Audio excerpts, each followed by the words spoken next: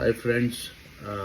ఇందాక ఏదో ఎవడో గ్యాస్ స్టేషన్లో లేబర్ జాబులు, అమెరికాలో గ్యాస్ స్టేషన్లలో పనిచేసు, గ్రాసరీ స్టోర్లలో ఉన్నాడు, చెత్త జాబులు అని ఎవడో చెప్పిండు.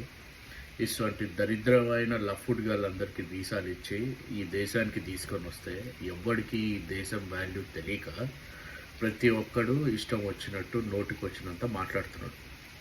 ఇదే లఫ్డ్ గారు ఇండియాకు పోయి ఇంటర్వ్యూలు తీసుకొని ఇంగ్లీష్లో 4 ముక్కలు మాట్లాడనరా అంటే తడబడి ఏం బీకలేక వీసాలు తీసుకొని ఇక్కడికి వచ్చి మళ్ళీ 40 గంటలు 80 గంటలు 90 గంటలు పనులు చేసుకొని ఐఫోన్లు కొని కార్లు కొని స్టూడెంట్ ఏజ్లలో తిరిగి బాగా ఎంజాయ్ చేసి ఈరోజు అంతా లేబర్ జాబులు, చెత్త జాబులు ఇవన్నీ అని మాట్లాడుతున్నారు.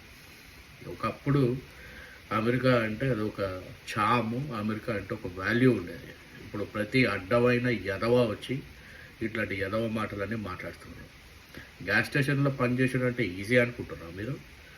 ఇష్టం వచ్చినట్టు ఎవడు పడతాడు, డిగ్నిటీ ఆఫ్ లేబర్ లేకనే ఇట్లా దీని వాల్యూ తెలవకనే ఇట్లా మీరందరూ తగలడ్డారు.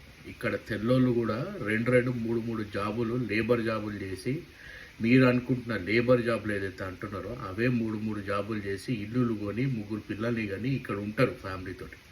మీరు అది చెత్త నా కొడుకులంతా ఇండియాలలో అప్పులు చేసుకుని ఇక్కడికి వచ్చి ఈడ మాట్లాడి మళ్ళీ దీన్ని లేబర్ జాబ్ అనడం మీ సూరత్లకు. అదే ఈ దేశం చేసిన పాపం ఏంటంటే మీ సంటోళ్ళకి వీసాలు ఇవ్వడం.